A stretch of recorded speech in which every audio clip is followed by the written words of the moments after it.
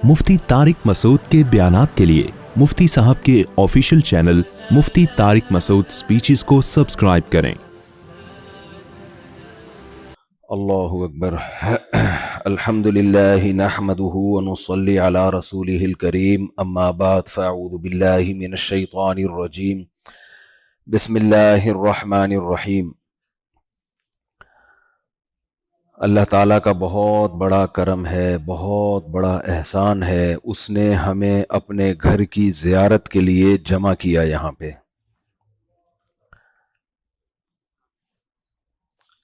अगर हम लोग अल्लाह को अपनी आंखों से देख लेते, जन्नत और जहन्नम अपनी आंखों से देख लें, कब्र के बाद क्या अहवाल गुजरते हैं अपनी आंखों से देख लें, तो हमसे ज्यादा नेक फिर दुनिया में कोई होगा नहीं। लेकिन अल्लाह ने इस कायनात को बनाया और अपने आप को छुपा दिया उसने, लेकिन अपने होने की इतनी अलामतें, इतने सबूत, इतने सारे शवाहिद एविडेंस उसने रख दिए कि जो भी उन सबूतों को देखेगा तो वो खुदा के होने का इनकार नहीं कर सकेगा। इतने रख दिए उसने। फिर उसने अपने होने को भी साबित किया कि मैं हूं। फिर उसने ये भी साबित किया कि मैं बहुत ताकतवर हूं, मेरा इल्म कामिल है। फिर उसने ये भी साबित किया कि मेरा बंदों से कनेक्शन है, बना के छोड़ के भूल नहीं गया मैं।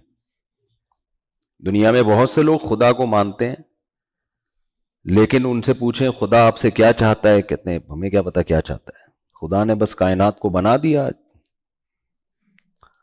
एक कानून के तहत बनाया उसने, जिसको बिग बैंग थ्योरी कहा जाता है। बस बना के उस कानून में उसने जकड़ दिया उसको, अब खुद ब खुद होए चले जा रहा है सब कुछ। भाई वो क्या चाहता है आपसे, हमें क्या पता क्या चाहता है। तो अल्लाह ने पैगंबरों को भेजना शुरू किया।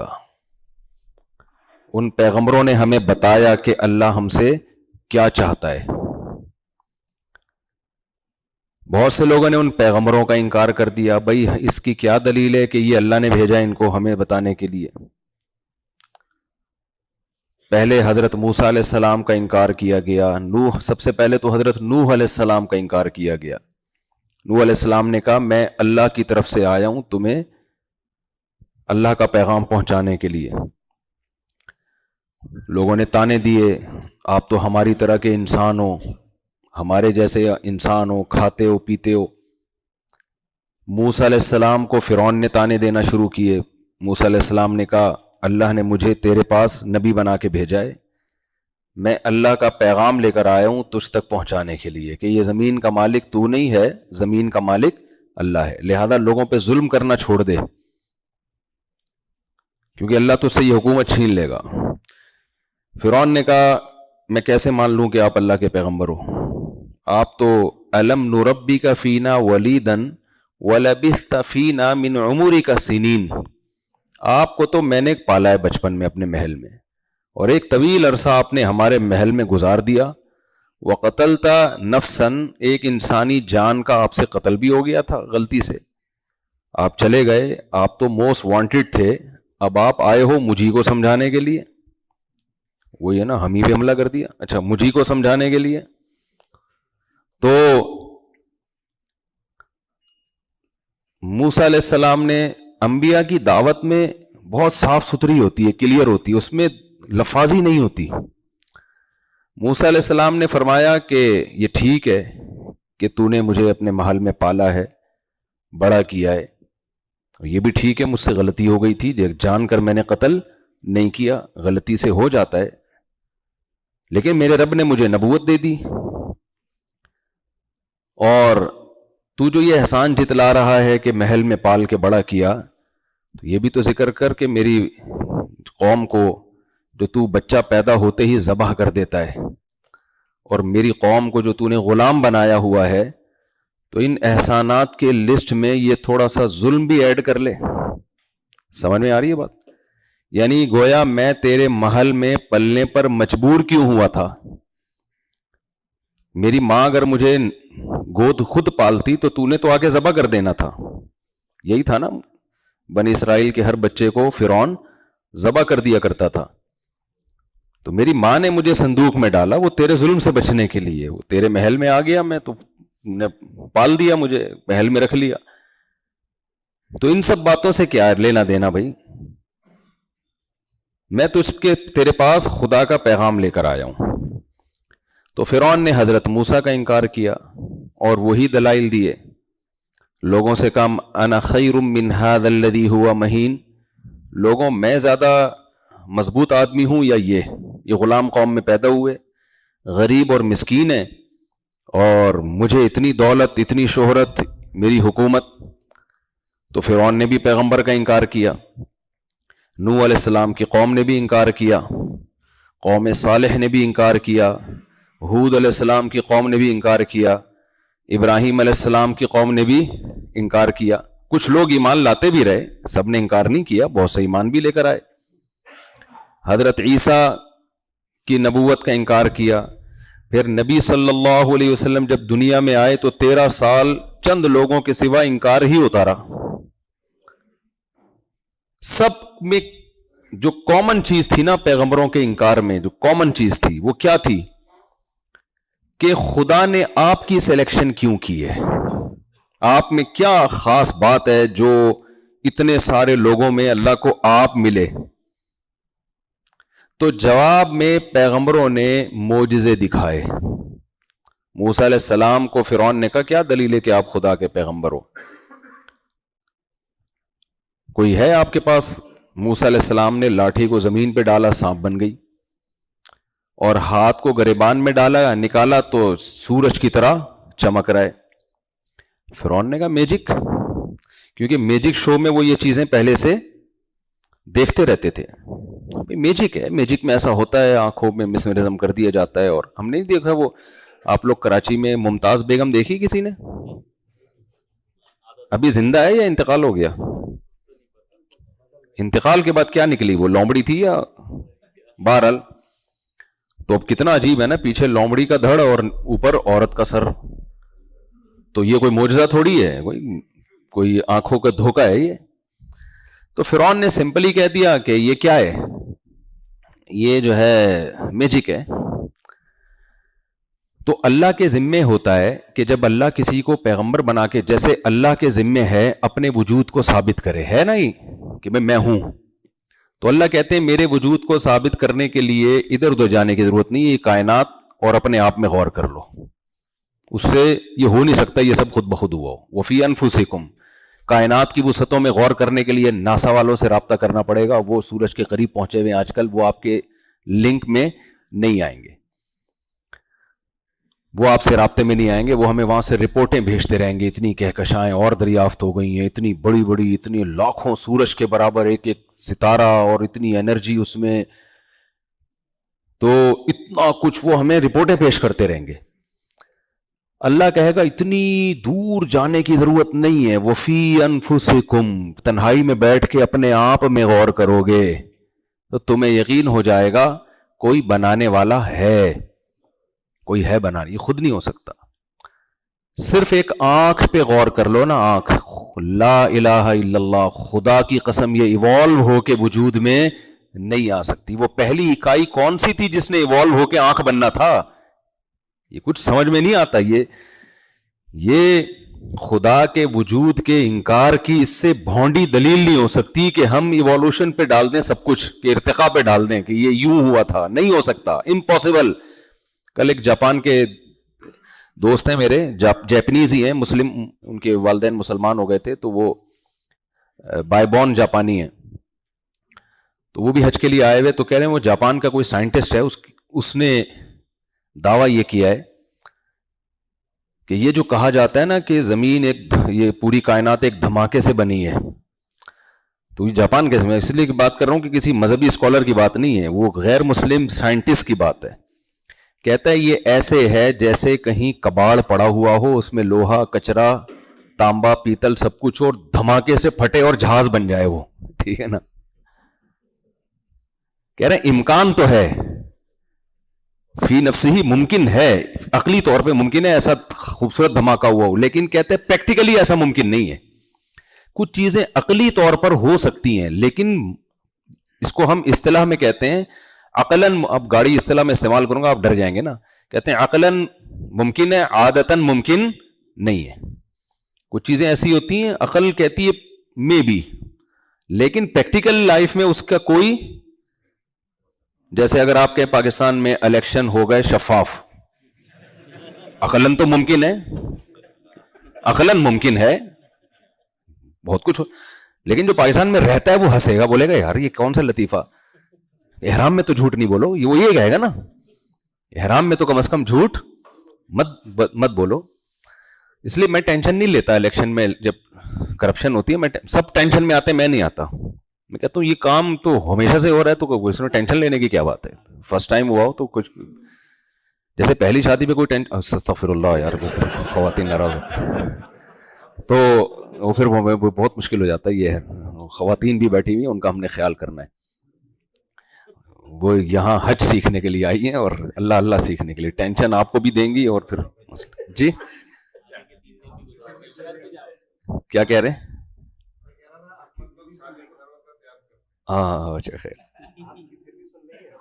اچھا ٹھیک ہے ٹھیک. تو وہ سائنٹسٹ نے کہا ہے کہ یہ کچرے سے دھماکہ ہو کے، یعنی اس کی میں اپنے الفاظ میں، اس نے پھر مجھے لنک بھی، میں نے کہا اس سائنسدان کو ہے جیپنیز زبان میں ٹنگ پونگ کر کے، اس کا سمجھنا اس دھماکے سے جہاز بننے سے بھی زیادہ مشکل ہے. اس کا جو سمجھنا ہے نا، جہاز بننا آسان ہے، لیکن اس جیپنیز کی بات کو وہ تو اس نے ٹرانسلیٹ کر کے مجھے بتایا نا. تو میں نے کہا اس کا لنک بھیجو مجھے، یہ حقیقت ہے اور اس کے لیے کوئی راکٹ سائنس کی ضرورت نہیں ہے، یہ تو ہم مشاہدہ کر رہے ہیں. بھائی یہ آنکھ کیسے بن گئی ایوالو ہو کے، کیسے اس میں پتلی فٹ ہو گئی، لینسز اس کے اتنے خوبصورت طریقے سے ایڈجسٹ ہو گئے اور 2 کیمرے فٹ ہو گئے، اور دونوں کے لینسز میں ورنیئر کیلیپر استعمال ہوا ہے کہ 0.01 سینٹی میٹر کا بھی فاصلہ نہ ہو. تھوڑا سا فاصلہ بڑا یا کم ہو گیا ہمیں 1 کے 2 نظر آنا شروع ہو جاتے ہیں. اچھا جن کی 1 شادی ہے نا وہ اس طرح سے بھی 2 کر سکتے ہیں، تھوڑا سا اپنے لینسز کی سیٹنگ کو چینج کر لیں، 1 کی 2 نظر آئیں گی، لیکن ہوں گی سیم، وہ ہوں گی سیم. یہ ایک آسان پیکج ہے. وہ چائنا والے کے بارے میں مشہور ہے نا، دوسری شادی اس لیے نہیں کرتے، کہتے ہیں وہ دوسری بھی پہلی جیسی ہی ہوگی بالکل. ہم 2013 میں جب حج کے لیے آئے نا، تو 2025 کا حج ہے نا، تو 2013 میں جب حج کے لیے آئے تو انڈونیشین لوگ بھی سب ایک ہی شکل کے ہوتے ہیں. تو ہمارے ساتھ ایک بزرگ تھے، وہ کہنے لگے یہ سب ایک ہی ماں باپ کی اولاد ہے کیا، اتنے سارے لوگ. پاکستان اور انڈیا میں تو بالکل ایک دوسرے کے بہت، ہر شخص کا رنگ الگ، کلچر الگ. کلچر کا مطلب یہ کہ جو زبان ہے یا روایات ہیں، بہت ساری چیزیں ڈیفرنٹ ہوتی ہیں. خیر، تو اللہ نے اپنے وجود کو ثابت کرنے کے لیے تو کائنات بنائی. خلق اللہ الذی خلق 7 سماوات ومن الارض مثلهن لتعلموا ان اللہ علی کل شیء قدیر وان اللہ قد احاط بكل شیء علما. اللہ فرماتے ہیں اس کائنات میں غور کرو گے تمہیں اللہ کا وجود بھی سمجھ میں آئے گا، تمہیں یقین آ جائے گا کہ بنانے والا بہت پاورفل ہے، بہت طاقتور ہے، اور اس کا علم بھی کامل ہے، کوئی چیز اس سے مخفی نہیں ہے. نالج کے بغیر اور پاور کے بغیر یہ سب کچھ تھا نہیں، ممکن نہیں تھا. زندگی پیدا کر دی. خلق الموت والحیات، جس زندگی کو اب تک سائنس ایکسپلین نہیں کر پائی ہے کہ زندگی ہے کیا، ایکسپلین نہیں کر پائی ہے. کچھ چیزیں ایسی ہوتی ہیں جن کو ہم الفاظ میں بیان نہیں کر سکتے، لیکن ہم مانتے ہیں یہ زندگی کیا ہے بھائی. وہی مردہ جب مرا ہوا ہوتا ہے سب کچھ وہی ہے اس کی باڈی میں تو، لیکن حیات نہیں ہے، اور وہی سو رہا ہوتا ہے تو حیات ہے، زندگی ہے اس کے اندر. تو اللہ نے اللہ کے ذمہ 2 کام، ایک اپنا وجود ثابت کرے، وہ کس سے ثابت کیا؟ کائنات سے. اللہ نے اس کائنات کو بنایا. تو میں یہ عرض کر رہا تھا کہ کتنی عجیب مینجمنٹ ہے اس کائنات میں نا. آپ دیکھیں ایک آدمی خربوزے کا بیج زمین میں ڈالتا ہے، اس سے کیا نکلتا ہے؟ بیل نکلتی ہے. کچھ وقت کے بعد پتے نکلتے ہیں، پھر پھول نکلتے ہیں. یہ پھول کیوں نکل رہے ہیں؟ تتلیوں کو اپنی طرف مائل کرنے کے لیے. تتلیاں اور پھول کا ریلیشن پھل پیدا کرنے کے لیے نہیں ہے. تتلیوں کو خواب میں بھی نہیں آیا ہوگا کہ ہم یہاں بیٹھیں گی تو اس سے خربوزہ پیدا ہوگا. وہ نر مادہ پھولوں کو ملاپ کا ذریعہ بن رہی ہوتی ہیں, کیڑے مکوڑے بن رہے ہوتے ہیں. اب تو ایسی ایسی تحقیقات آ رہی ہیں, انسانی عقل حیران ہو جاتی ہے کہ پودوں, یہ پرندے کس طرح پوری دنیا میں گارڈننگ کا ذریعہ ہیں. ہم حیران ہوتے تھے نا, یہ پوری دنیا میں بیج کس نے جا کے لگائے ہیں بھائی, اتنے درخت پوری دنیا میں پھیلے ہوئے ہیں, پرندے یہ کام کر رہے ہیں, ان کی بیٹوں کے سے بیج پوری دنیا میں, یعنی پوری کائنات آپس میں لنک ہے, کنیکشن ہے ان کا آپس میں. اگر یہ ایوالو ہوتے بھائی, ان کا اتنا خاندانی آپس میں کنیکشن نہ ہوتا. ہر چیز ایک نئی چیز بن کے آ رہی ہوتی ہے اور اس کا دوسرے سے کوئی لنک ہی نہیں ہوتا. مگرمچھ کو آپ نے دیکھا ہوگا جب کھاتا ہے نا تو دانتوں میں جو اس کے گوشت پھنس جاتا ہے. ہم تو ٹوتھ پک یوز کرتے ہیں, مگرمچھ ہاتھ کو لے کے کیسے جائے گا دانتوں تک؟ منہ کھول کے بیٹھ جاتا ہے. چھوٹے چھوٹے پرندے آتے ہیں اس کے دانتوں میں بیٹھ کے ریشہ نکال رہے ہوتے ہیں. وہ چائے یوں کر کے ایک لوگوں یوں پچ کے اور اندر. جانوروں میں ہمیں ایک لنک نظر آتا ہے. میں نے ایک جگہ بیان کیا تھا, ایک مضمون پڑھا تھا, یہ آسٹریلیا میں اس کی تصدیق بھی ہوئی مجھے. آسٹریلیا میں خرگوش کے نام سے, کہ آسٹریلیا میں خرگوش نہیں تھے, ان کو کچھ ہوا مسئلہ, انگریز تجربے تو کرتے رہتے ہیں, یہاں سے خرگوش لے گئے. وہ بھائی وہ خرگوشوں کی جو نسل پھیلی ہے, اتنی پھیلی, انہوں نے کھیت کے کھیت تباہ کر دیے, بندوقیں لے کے شکار کرتے نہیں بھائی, پھیلتی جا رہی تھی. وہ حیران ہو گئے یار یہ ہو کیا رہا ہے. وہ پھر سرنگیں بنا کے نکلتے خرگوش, باریں لگاتے, فصلیں تباہ ہونا شروع ہو گئیں. بالآخر وہ زہر وہر بنا کے ان کو ایسا ختم کیا انہوں نے, ایک خرگوش بھی انہوں نے کہا زندہ ہے نا اس کو بھی مارنا ہے, نسل ختم کر دی. ماہرین ان کے بیٹھ گئے یہ ہو کیا رہا ہے بھائی, خرگوش تو پوری دنیا میں ہے. بھائی پوری دنیا میں خرگوش ہے, لیکن اس کی نسل کو کنٹرول کرنے والے اسی جنگل میں جانور بھی ہوتے ہیں جو اس کی گروتھ ریشو کو کنٹرول کر رہے ہوتے ہیں کہ اتنے ہونے چاہیے, اس سے زیادہ ایفورٹ جنگل نہیں کر پائے گا. تو پوری کائنات میں نا ایک زبردست قسم کا ربط ہے. ایک ایتھیسٹ ہے, ملحد ہے, مجھے بہت الٹی سیدھی ویڈیوز بھیجتا تھا اپنی خدا کے انکار پر. میں نے اس کو جنگل کی ایک ویڈیو بھیجی, مرغی اپنے چوزوں کے لیے چیل سے لڑ رہی ہے یا عقاب سے لڑ رہی ہے. مرغی بہت کمزور جانور ہے, کیسے لڑ رہی ہے اپنے سے زیادہ طاقت. میں نے کہا یہ اس کے اتنی چھوٹی سی کھوپڑی میں جو ماں کی ایسی ممتا کہ اپنے بچوں کے لیے اپنے سے زیادہ طاقتور سے لڑ رہی ہے, جبکہ اس کے بچوں نے نہ اس کو کما کے دینا ہے, نہ اس کے بچوں نے بڑھاپے میں اس کا سہارا بننا ہے. تھوڑا سا بڑے ہوئے اور ٹاٹا کر کے نکل گئے. تو یہ کون ہے بھائی جس نے ایسے سافٹ ویئر اس کی کھوپڑی میں انسٹال کر دیے؟ نسل کو بقا کے لیے, بچانے کے لیے اللہ تعالیٰ نے ان کے دماغ میں یہ سافٹ ویئر ڈال دیے ہیں. یہ آٹومیٹیکلی یار ہارڈ ویئر خود بخود بن سکتا ہے, اگر دھماکے سے جہاز بھی بن جائے, سافٹ ویئر کیسے بننا شروع ہو گئے؟ سمجھ میں نہیں آ رہی میرا خیال ہے بات. ایک دھماکہ ہوا, کی بورڈ بن کے آ گیا کروڑوں سال میں, چلو آدمی مان لے گا یار ہو سکتا ہے خربوں سال میں یہ ہوتے ہوتے ایک کی بورڈ بن گیا. ایک دھماکہ ہوا, ایک کمپیوٹر بن گیا, یہ خربوں سال میں جا کے بن گیا. اس میں ونڈوز کیسے انسٹال ہو گئی بھائی؟ کہ ایف کا بٹن لگا رہے ہو تو ایف لکھ کے آ رہا ہے. انسان کے اندر جو سافٹ ویئر انسٹال ہوا ہے کہ ہنسی کی بات پہ ہنستا ہے, رونے کی بات پہ روتا ہے, غم کی بات پہ اس کے چہرے پہ ایک الگ قسم کی لکیریں آتی ہیں, خوشی پہ اس کے چہرے پہ ایک الگ قسم کی لکیریں, مردوں کے چہرے پر مردوں والا روب, عورت کے چہرے پہ عورت والی معصومیت. چھوٹے بچے چونکہ کمزور ہوتے ہیں, ان میں ڈیفنس کی صلاحیت نہیں, تو چائلڈ اسکیما کے نام سے ڈاکٹر کہتے ہیں ان کے چہرے پہ لکیریں ہوتی ہیں, ہر بچے پہ ہوتی ہیں. یہ لکیریں انسان کو اس کی طرف کھینچتی ہیں, اس پہ ترس دلاتی ہیں, ترس آتا ہے انسان. یہ لکیریں اللہ نے پیدا کر دی اس کے چہرے پہ, کیونکہ یہ طاقتور نہیں ہے, اس پہ ترس کھانے کی ضرورت زیادہ ہے, تو ایسی ڈیزائننگ والی لکیریں اس کے چہرے پہ بنا دی. تو کس چیز کا بھائی ہم دعویٰ کریں گے یہ خود بخود, یہ بھی آٹومیٹیکلی, یہ بھی آٹومیٹیکلی, شیر بھی خود بن گیا, چیتا بھی خود بن گیا, اس کی لکیریں بھی خود پیدا ہو گئی, گدھے نے سویٹر بھی خود ہی پہن لیا جنگلوں میں. وہ جو زیبرا ہے نا, وہ گدھا سویٹر پہن کے گھوم رہا ہوتا ہے نا. تو فَبِأَيِّ آلَاءِ رَبِّكُمَا تُكَذِّبَانِ, تبھی تو قرآن کہتا ہے بھائی کس چیز کی تعویل کرو گے, کس چیز کی تعویل کرو گے کہ یہ ایسے ہوا تھا, یہ ویسے ہوا تھا, یہ ویسے ہوا تھا. کیوں نہیں مان لیتے یار کوئی ہے جس نے یہ سب کچھ کیا ہے؟ آرام سے بول دو یار کوئی ذات ہے جو ہماری فہم سے بالاتر. یہ آسان ہے, اور یہ جس بکھیڑے میں ہم کو ڈال دیا ہے نا خدا کے انکار کے لیے، یہ بہت مشکل ہے، یہ اس پہ یقین کرنا ممکن نہیں ہے. یہ تو آپ ایک سوالات کے دلدل میں پھنس جائیں گے. میں یہ آج میرا ٹاپک نہیں ہے، میں جلدی سے حج کی طرف آتا ہوں، یہ تو تمہید تھی. صرف ایک بات کر کے میں آگے چلتا ہوں، کیونکہ آج یہ جو نظریہ ایوولوشن ہے نا، اس کے ڈسے ہوئے بہت پیدا ہو رہے ہیں. پہلے مجھے نہیں اندازہ تھا کہ لوگ اتنا اس پہ یقین کر رہے ہیں، کہ اس لطیفے پہ، لیکن بہت لوگ یقین کرنا یہ بھائی یہ غلط ہے، یہ نہیں ہو سکتا. بندر سے اگر انسان بنا ہے تو بندر اور انسان کے درمیان کی مخلوق کہاں گئی؟ ایسا تو نہیں کہ بندر سوئے صبح جمشید بھائی بن گئے، وہ ایوالو ہو کے. بھائی کوئی جمشید بھائی بیٹھے ہوں تو بہت معذرت، ہم سب کی مثال ہے، ہم بھی جمشید ہی ہیں، یہ کیریکٹر ہے جمشید. ہم سب، کوئی غفار ہے، کوئی ستار ہے، کوئی طارق ہے، کوئی وسیم ہے، یہ سب ایک کیریکٹر ہے.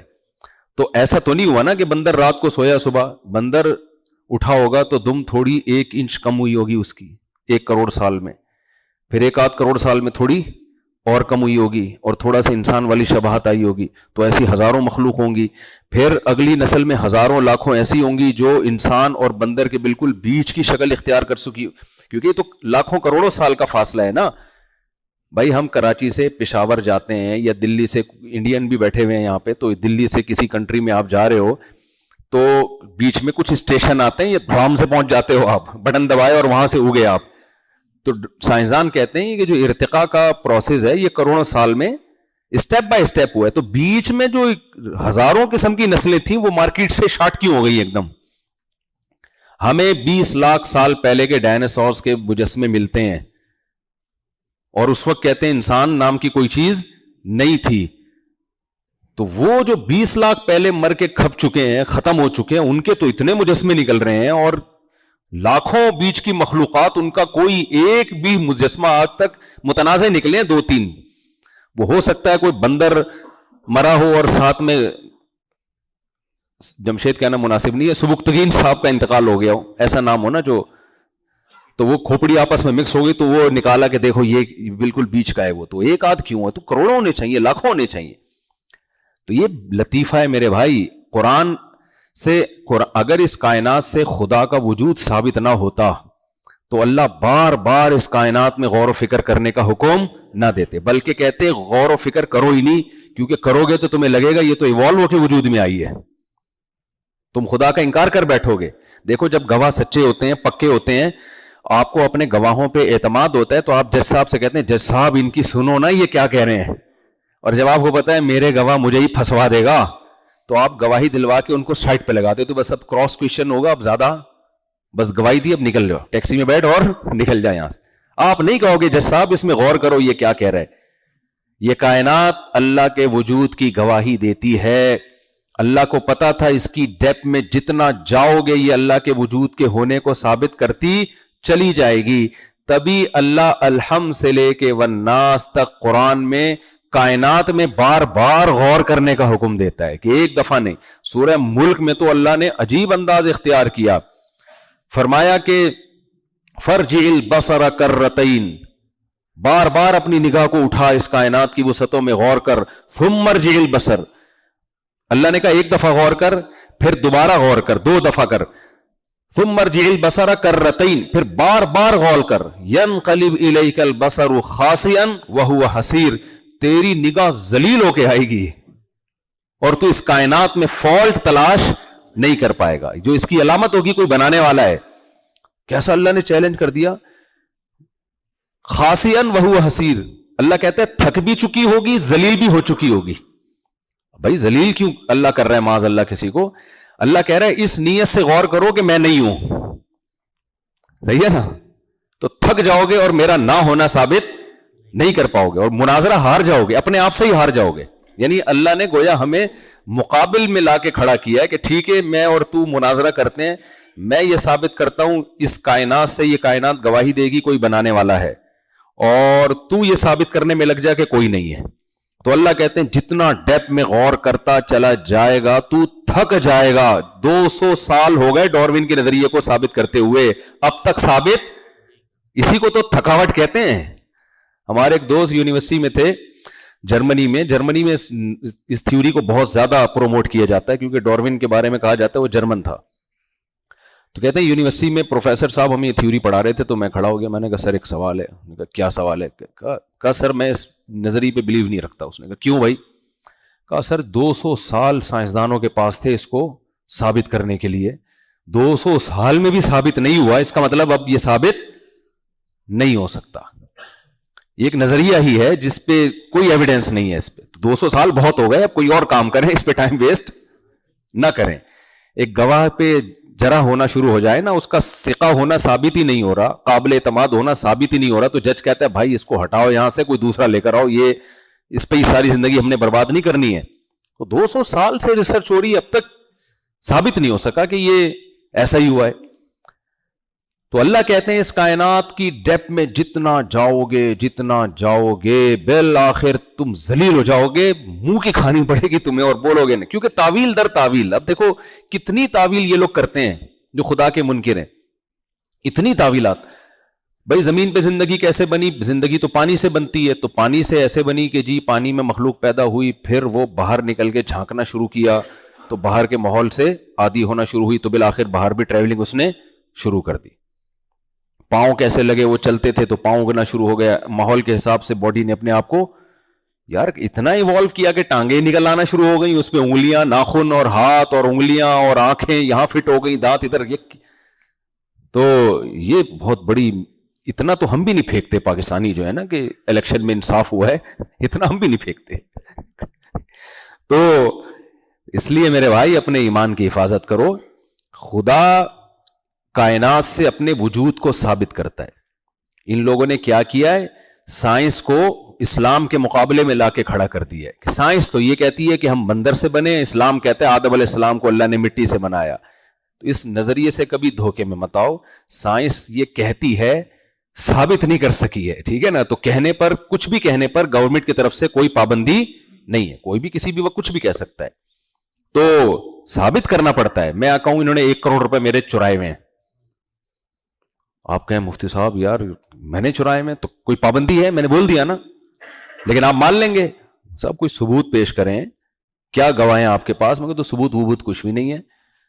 لوکیشن بتائیں, ٹائم بتائیں. بھائی ٹائم لوکیشن کا مجھے خود بھی پتا نہیں ہے. تو کیا آپ جو ایسا دعویٰ کر رہے ہو جس کا آپ کو خود ہی پتا نہیں ہے؟ لوگ مجھ سے وراثت کے مسئلے پوچھ رہے ہوتے ہیں کہ مفتی صاحب میرا مکان ہے جو ہم نے بانٹنا ہے, اب سمجھ میں نہیں آ رہا اس کی ویلیو کتنی ہے. تو میں نے کہا آپ کا مکان, شہر آپ کا, جگہ آپ کی, آپ کو سمجھ میں نہیں آ رہا, مجھے کہاں سے سمجھ میں آئے گا بھائی؟ مجھ سے وہ بات پوچھو. میاں بیوی کے جھگڑا ہوتا ہے نا, جب علیحدگی, اللہ بچائے سب کو, علیحدگی ہوتی ہے تو پھر ایک مسئلہ بہت آتا ہے, کون سا سامان کس کا اس میں. تو میاں بیوی کے جھگڑے میں یہ کون سا میرا سامان ہے, کون سا میرے شوہر کا ہے. ہم کہتے ہیں آپ ایک گھر میں رہ کے نہیں ایکسپلین کر پا رہے کہ اس میں شوہر کا سامان کون سا. تو میں تو تھرڈ پرسن ہوں, مجھے کیا پتا, بھائی یہ چشمہ بیوی کا ہے یا شوہر کا ہے, یہ گولڈ کس کا ہے, بیوی کا ہے یا ساس نے صرف پہننے کے لیے دیا تھا. یہ تو خیر. تو اب مجھے ایک بات بتاؤ کہ قرآن کہہ رہا ہے ان فی خلق السماوات والارض واختلاف اللیل والنہار لآیات لأولی الالباب, زمین اور آسمان کی حرکت میں, دن اور رات کے بدلنے میں, کل فی فلک یسبحون, یہ ایک دائرے میں جو ہم نے تمام ستاروں سیاروں کو چلا دیا اور اپنے دائرے میں تیرتے چلے جا رہے ہیں. تو یہ ساری چیزوں میں جب تم غور کرو گے تو عقل مندوں کے لیے اس میں بڑی بڑی نشانیاں ہیں.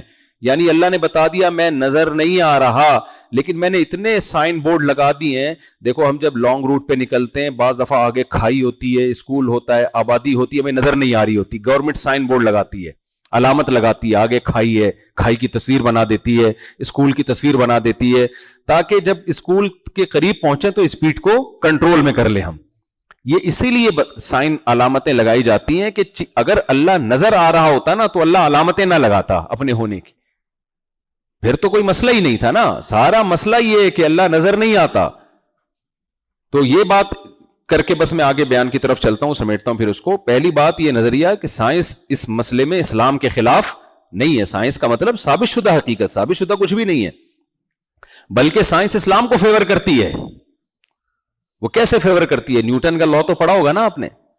نیوٹن نے کیا کہا تھا؟ چینجر کے بغیر چینجنگ ممکن ہی نہیں ہے.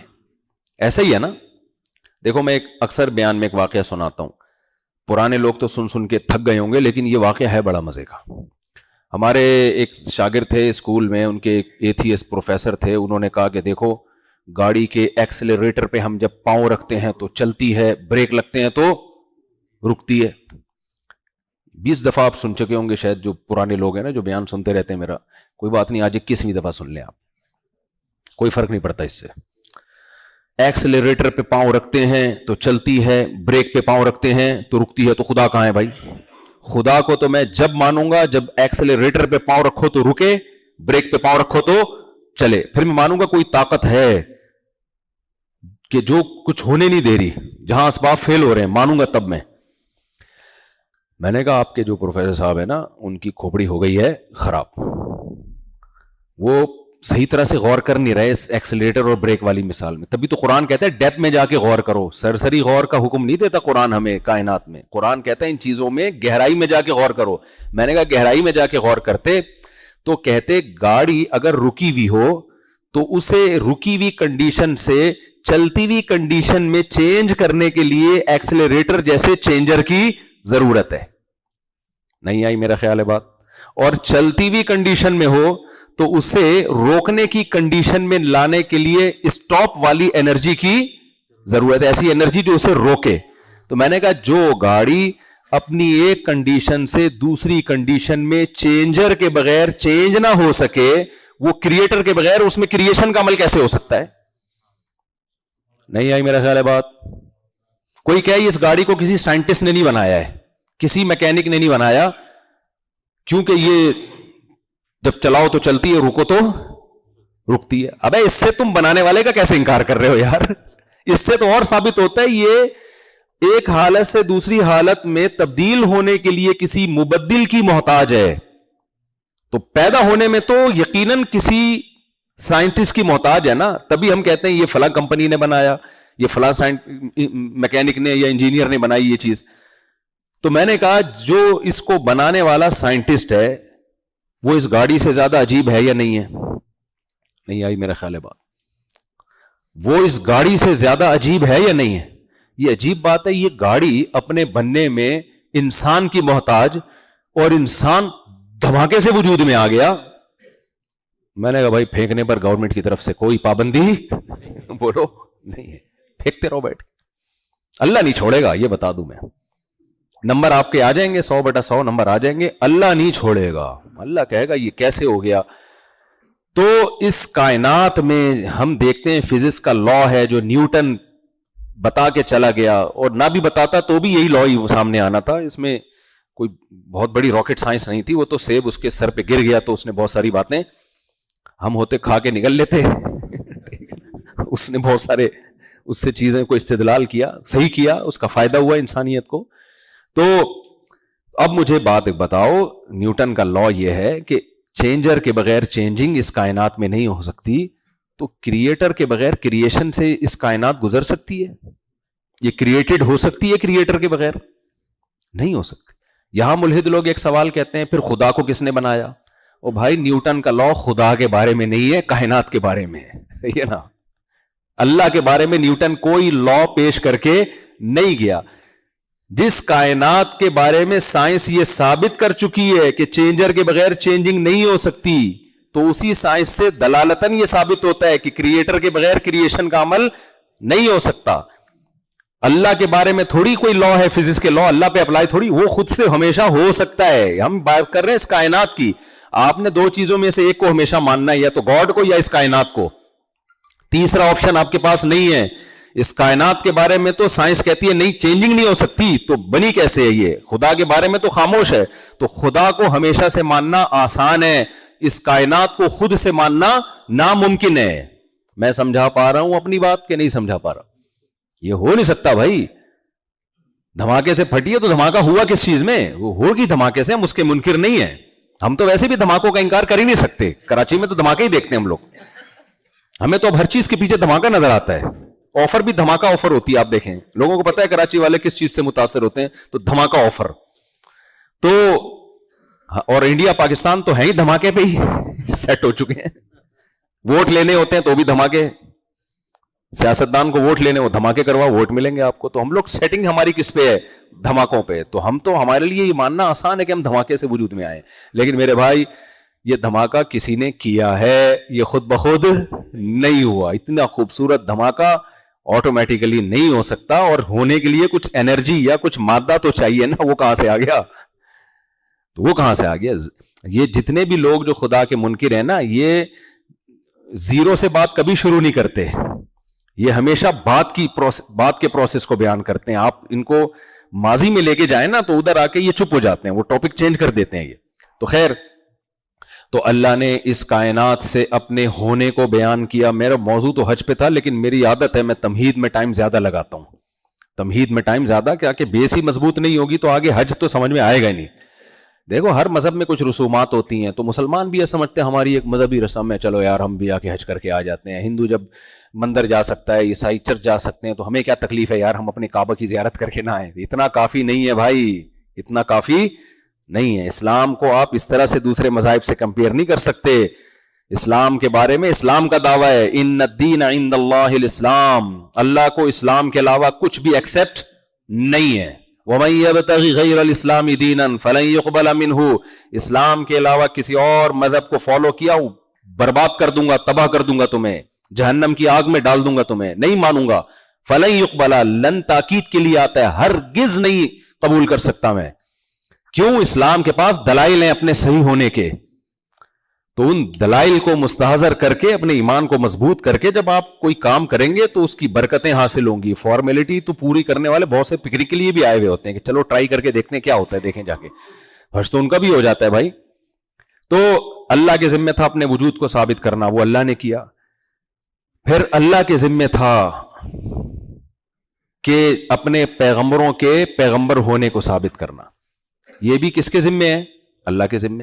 دیکھو جب کسی ملک کا کوئی سفیر آتا ہے آپ سے ڈیبیٹ کرنے کے لیے، آپ پہلے کہو گے بھائی تو یہ تو ثابت کر تو امریکہ کا سفیر ہے یا تو سعودیہ کا سفیر ہے، پہلے یہ تو ثابت کرو نا. یہ تھوڑی کہ کوئی بھی اٹھ کے آ گیا آپ نے اس کو مذاکرات شروع کر دیے. اب اس کا سفیر ہونا ثابت کرنا یہ کس کے ذمہ ہے؟ اس کنٹری کے ذمہ ہے.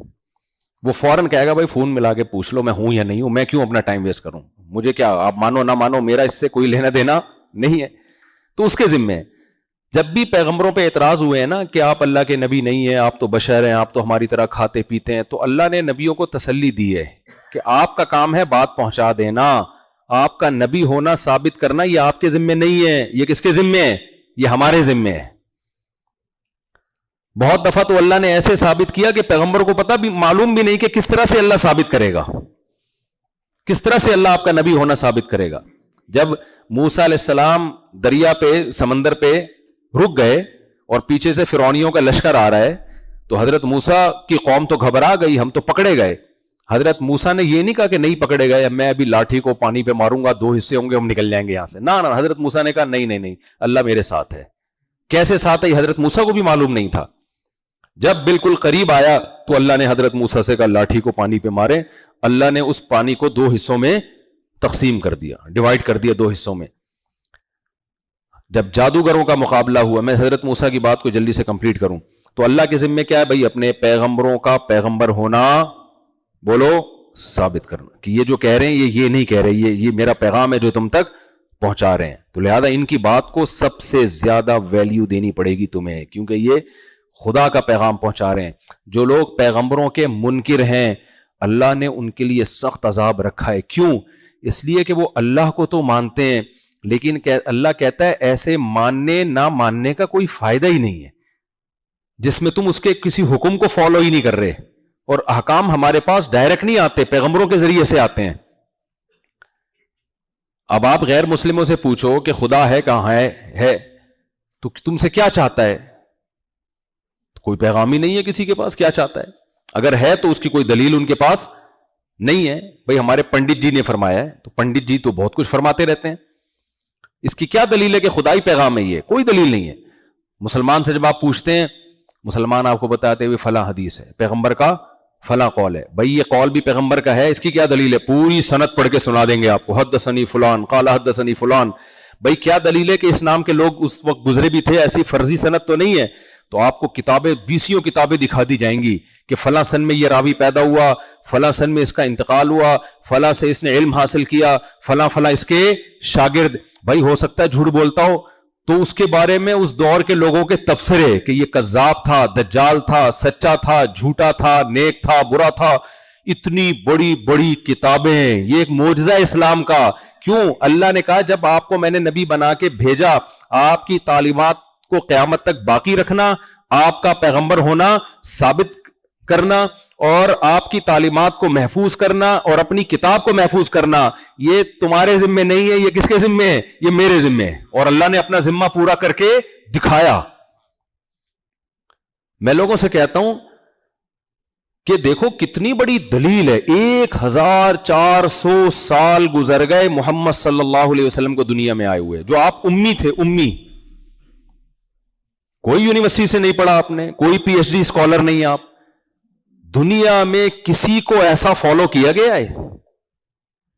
ایک ایک اسلام کے حکام کو اٹھا کے دیکھ لو. دنیا میں سب سے مشکل تعلیمات اسلام کی ہیں. آسان ہے اس لیے کہ نیچر ہے، اس لیے آسان ہے. لیکن جو نیچر کے باغی ہیں ان کے لیے سب سے مشکل کیا ہے؟ اسلام ہے.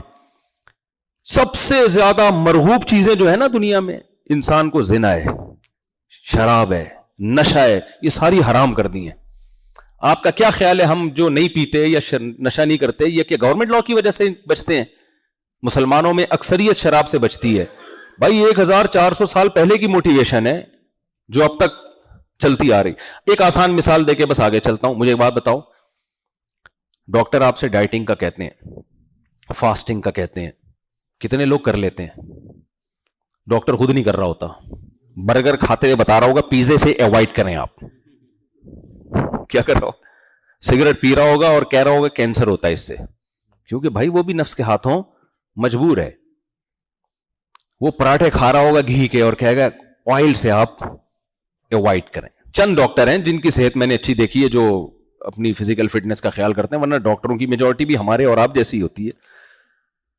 حکیموں کو بھی ہم نے یہی دیکھا ہے، سب کچھ لوگوں کو مشورے اچھے اچھے دے رہے ہوں گے، خود پھوڑ پھاڑ رہے ہوں گے سب کچھ بیٹھ کے چند ایک کے سوا. مشکل ہے اپنے زبان پہ کنٹرول کرنا. فاسٹنگ بہت مشکل ہے. کل ایک صاحب مجھ سے ملے کہ میں نے اپنا وزن اتنا گرایا، اتنی محنت کر کر کے 20-30 کلو کم کیا. مفتی صاحب برداشت سے باہر ہو گیا، جیسے ہی چھوڑا 40 کلو بڑھ گیا. تو آسان تھوڑی ہے بھائی. کہہ رہے 40 کلو کا دوبارہ ہو گیا میں.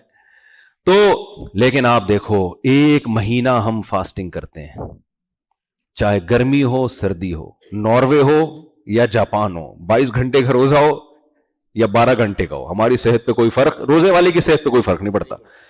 اور یہ روزہ رکھنے میں مولانا لوگ بھی ہیں، ڈاکٹرز بھی ہیں، سائنٹسٹ بھی ہیں، پائلٹ بھی ہیں، انجینئرز بھی ہیں، تاجر بھی ہیں، غریب بھی، ٹماٹر والا بھی، کروڑ پتی بھی، ارب پتی بھی، انڈیا والا بھی، پاکستان والا بھی، جنگ ہو رہی ہو تو بھی، جنگ نہیں ہو تو بھی، مودی سرکار کی حکومت ہو تو بھی، مودی کی حکومت نہ ہو تو بھی.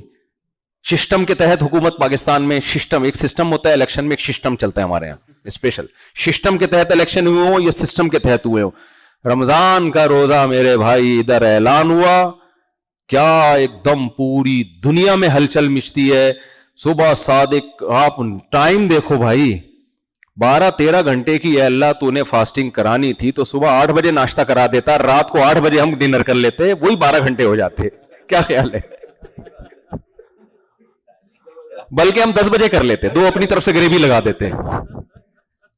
رمضان میں سب سے ٹینشن پتہ ہے کیا ہوتی ہے؟ صبح کا ناشتہ کیا. چائے کے جو عادی ہیں، گٹکے پان سگریٹ کے عادی ہیں، تو صبح وہ منہ پھیکا پھیکا انسان کا، نہ آفس جانے کا دل کر رہا ہے، نہ مدرسے جانے کا دل کر رہا ہے، چڑچڑا سا ہوتا ہے عجیب سا. تو ایسے ٹائم پہ کھانا کھلایا ہے ہمیں جو پوری دنیا میں کھانے کا ٹائم نہیں ہے، پوری دنیا میں بھی کہیں نہیں ہے. کچھ لوگ لنچ کرتے ہیں دیر سے 4 بجے، کراچی میں تو 2:30 بجے دوپہر کے ناشتہ ہو رہا ہوتا ہے اور رات 12-1 بجے ڈنر ہو رہا ہوتا ہے، بیچ میں عصر کے بعد لنچ ہو رہا ہوتا ہے. پوری دنیا میں کوئی بھی ایسی قوم نہیں ہے جو صبح 4 بجے اٹھ کے کھانا کھا رہی ہو. آپ نے اپنے بچے کا ولیمہ کیا اور بول دیا صبح 4 بجے آ جانا، کوئی بھی نہیں آئے گا، بولے گا بھائی میں گھر میں دال کھا لوں گا تیرے ولیمے سے. تو اللہ نے کھانے کا جو ٹائم رکھا ہے نا وہ ہی ایک ایسا ٹائم ہے کہ انتہائی پاورفل موٹیویشن کے بغیر اس ٹائم کھانا بھی ناممکن ہے, چاہے روزہ نہ بھی ہوتا. اٹھے ہوئے ہوتے ہیں پوری دنیا میں مسلمان. ہم کراچی میں دیکھتے ہیں نا گھروں میں برتنوں کے بجنے کی آوازیں آنا شروع, ہر آدمی اپنا منجن بیچ رہا ہوتا ہے, وہ آ جاتے ہیں بھونپو لے کے سحری اٹھانے. بھائی تم نہیں اٹھاؤ, ہم پہلے سے اٹھے ہوئے ہیں, ان کو بھی روکڑا چاہیے ہوتا ہے نا عید والے دن. تو پھر کیا ہے, افطاری میں آپ دیکھو نماز کا ٹائم رکھ دیا, ادھر کھایا ہے آپ نے اور مغرب کی اذان.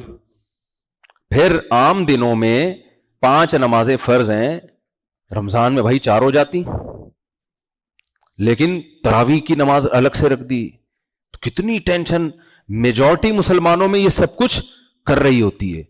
تو موٹیویشن 1400 سال پہلے ملی, اور جو مذہب تھا وہ 1400 سال پہلے آیا, اور اس کی تعلیمات پوری دنیا میں ایسے چمک رہی ہیں کہ پریکٹیکل لائف میں نظر بھی آ رہی ہیں, وہ نظر بھی آ رہی ہیں. بھائی یہ سچے پیغمبر کے بغیر یہ ممکن نہیں ہے. معاذ اللہ کسی جھوٹے شخص پر لوگ ایسا جمع نہیں ہو سکتے. زنا ہماری سوسائٹی میں کم ہے, غیر مسلموں میں زیادہ ہے. زنا سے بچنا آسان نہیں ہے, اور نکاح کتنی مشکل چیز ہے بھائی. ساری زندگی کے لیے ایک عورت کی ذمہ داری اٹھا. ابھی کل کی بات ہے, یہاں شاید وہ آئے بھی ہوں بیان میں, وہ کسی کنٹری کا واقعہ سنا رہے تھے, کسی مغربی کے کوئی اسسٹنٹ تھی, اس نے پوچھا کہ مسلمانوں کا پوچھا نا کہ تمہاری وائف کیوں نہیں جاب کر رہی. اس نے کہا ہماری وائف تو گھر میں پیڑے کھاتی ہے بیٹھ کے. یہ میں اپنا دکھ استغفر اللہ, یعنی انہوں نے تو پیڑے کا لفظ استعمال نہیں کیا, یعنی ہم سب کے وائفیں پیڑی یعنی اچھے ہیں, وہ خواتین بھی سن رہی ہیں الحمدللہ پیڑے کھا رہی ہیں, اللہ ان کو اور توفیق دے کھانے کی. شادی شدہ تو دل جلا ہوتا ہے نا.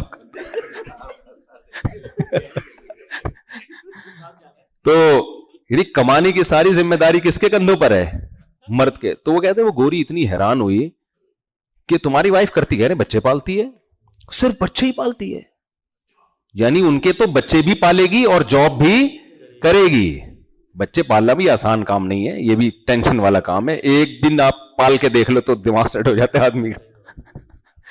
ایک دفعہ بندہ 3 بچیوں کو لایا میرے پاس گود میں اٹھا کے, مفتی صاحب میری شادی کرا دو, شادی کرا دو, میری بیوی بھاگ گئی ہے. ایسے رو رہا تھا. کہہ رہا میں نے کہا 2 دن میں تجھے دن میں تارے نظر آ گئے نا, 2 دن میں. تو لیکن اس سوسائٹی نے کتنی ذمہ داریاں ڈال دی. تو کہہ رہے ہیں وہ کماتی بھی, وہ بہت حیران ہو رہی تھی کہ کوئی اس کا یعنی سارا خرچہ تمہارے ذمہ. کہتے ہیں ہاں, اور ماں باپ کو بھی ہم ہی, بہن بھائیوں کو بھی جو بے روزگار ہوتے ہیں ان کو بھی مرد پال رہا ہوتا ہے, بیوی بچوں کو بھی کھلا رہا ہوتا ہے. تو کہاں سے کہاں بات چلی گئی. نبی یہ سب کس کے آرڈر پہ ہے بھائی؟ اسلام نے.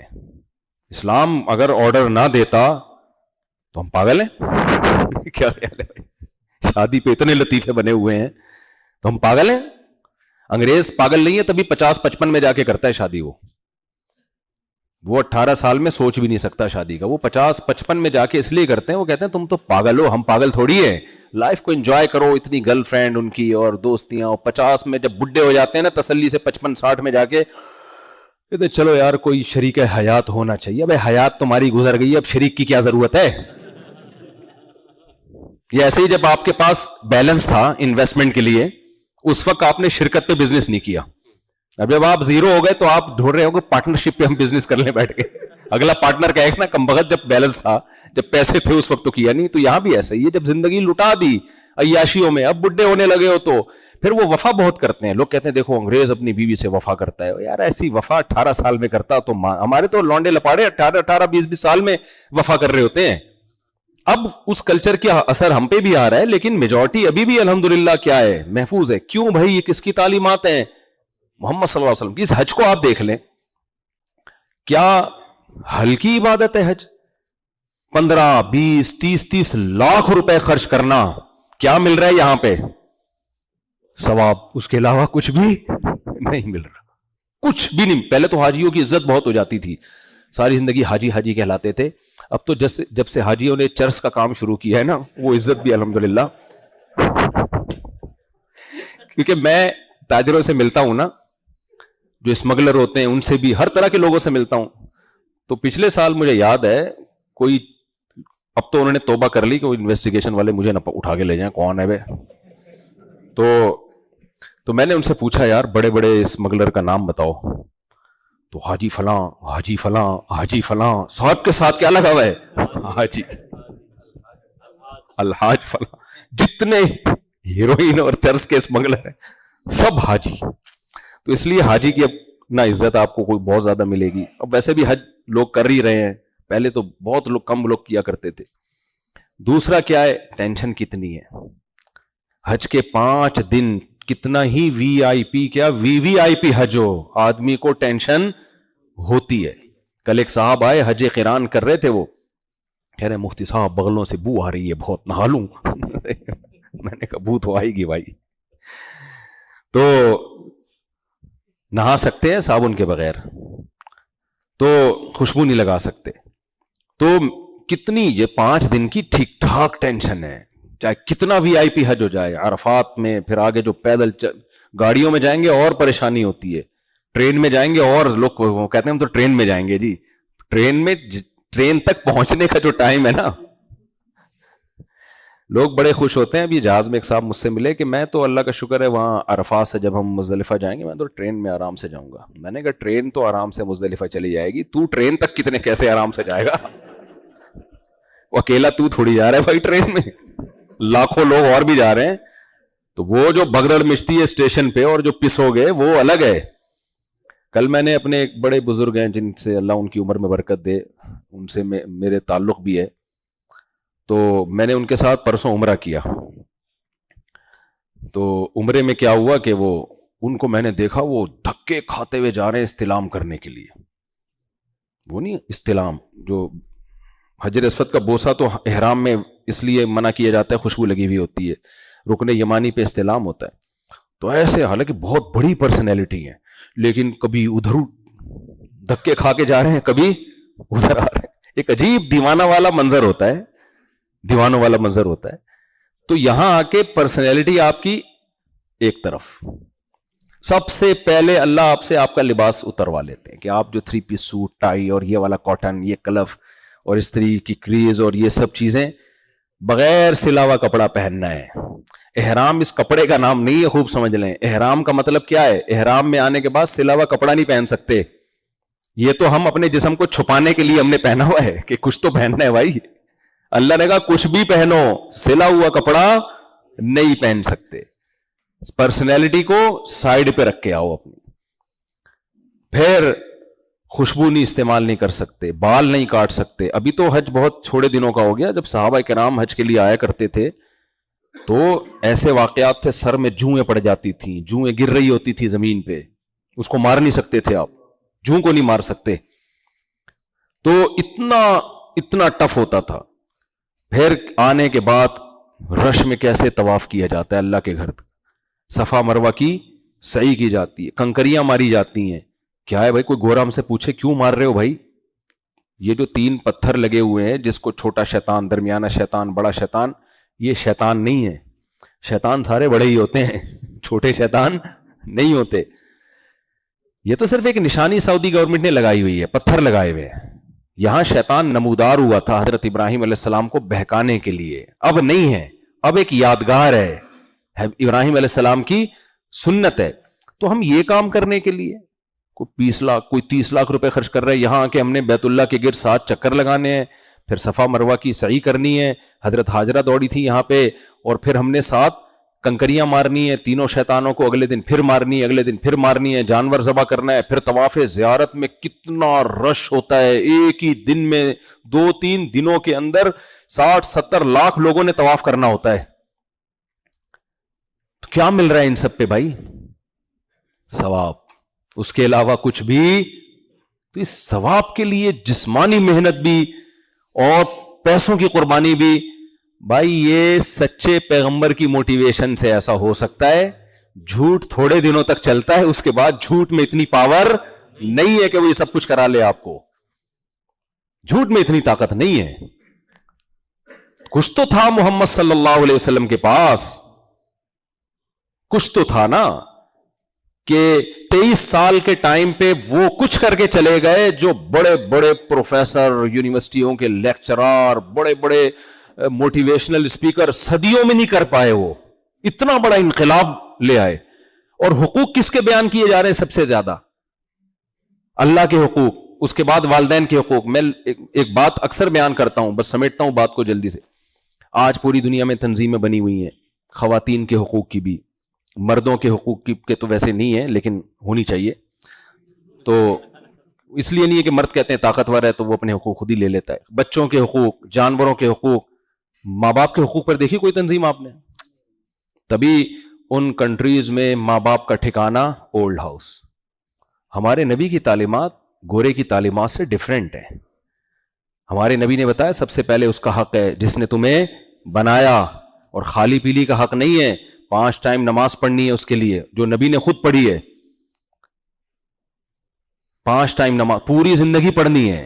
اذان رکھی اس کے لیے. پھر رمضان کے 1 مہینے کے روزے. پھر آپ نے زکوٰۃ کا نظام قائم کیا. اور کمال کی بات یہ، اپنے اوپر زکوٰۃ لینا حرام کر دیا.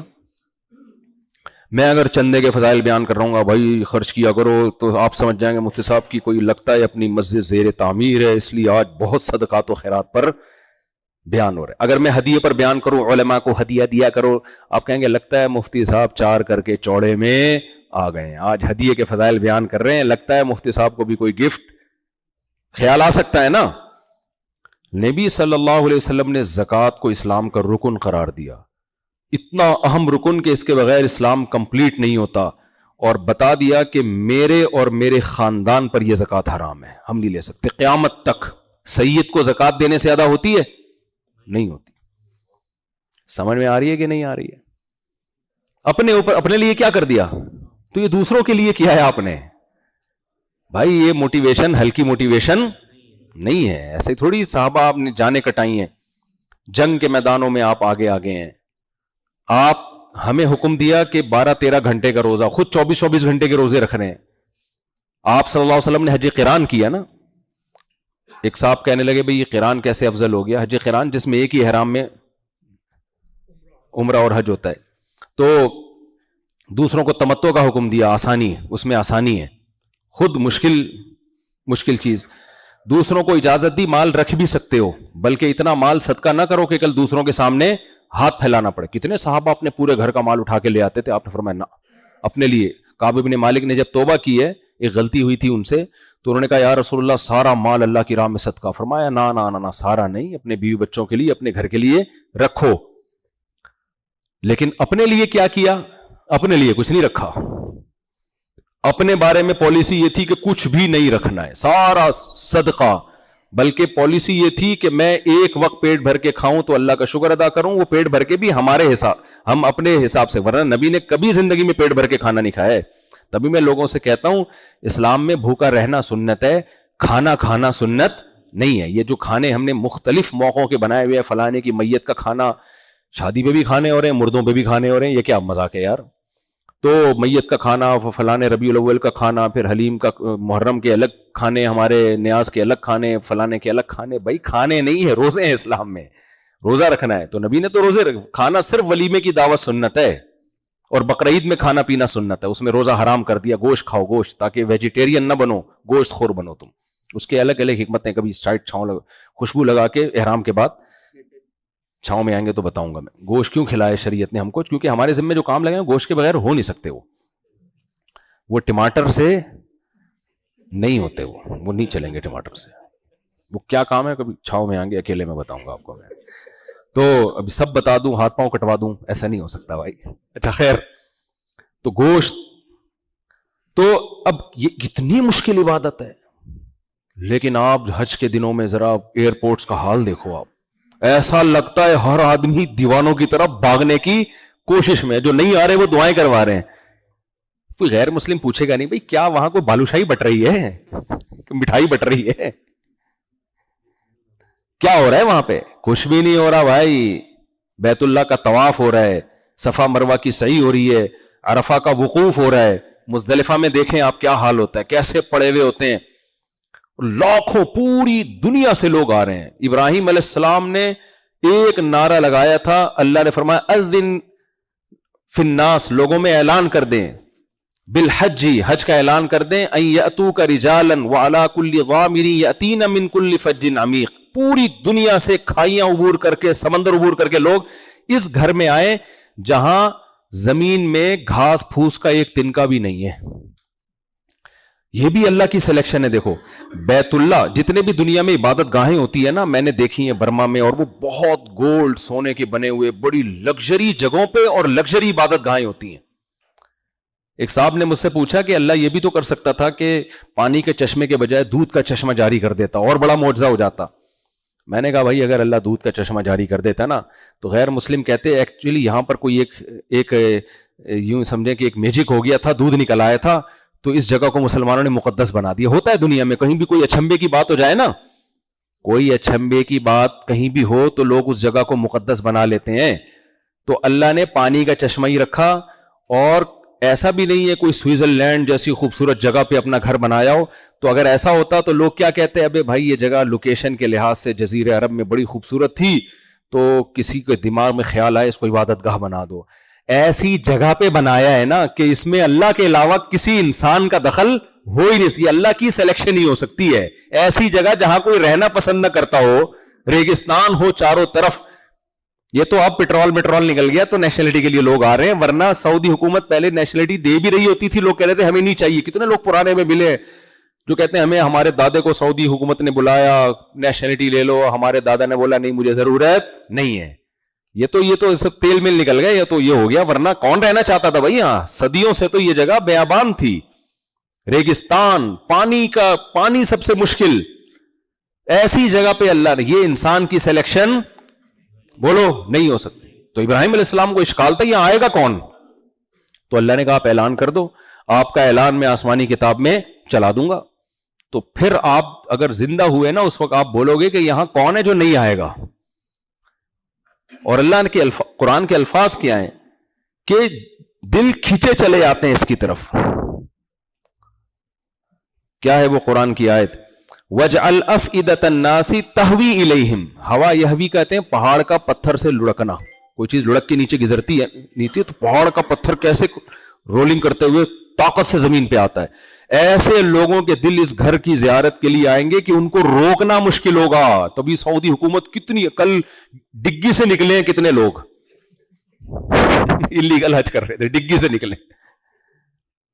گورنمنٹ کے لیے مصیبت بن گئی ہے بھائی، اللیگل کیسے روکیں؟ بیابان سے آ رہے ہیں، پہاڑوں سے آ رہے ہیں، ادھر سے آ رہے ہیں، ادھر سے آ رہے ہیں، گھننے بن کے جا رہے ہیں، پینٹ شرٹ میں جاتے ہیں، عرفات میں کپڑے چینج کر لیتے ہیں کہ دم دے دیں گے، بھاگے چل. یہ لیگل ٹھیک نہیں ہے، میں حوصلہ افزائی نہیں کر رہا، لیکن اتنی بات تو ہے نا کہ دلوں میں اللہ نے ایسی محبت. چار دیواری ہے، کوئی بالو شاہی نہیں بٹ رہی ہے وہاں پہ، کوئی بریانی کی دیگیں، کوئی لنگر نہیں، کوئی دیگ نہیں ہے جو ڈھکن کھلے گا اتنے بجے سارے عرفات پہنچ جاؤ کہ عرفات میں ایسی بریانی ملنے والی ہے جو آپ نے کبھی کھائی نہیں ہوگی. ڈھکن کھلے، کچھ بھی نہیں ہے، کھلا میدان، کچھ بھی نہیں ہے. ہمارے نبی گئے تھے اور دعائیں مانگی تھی وہاں جا کے.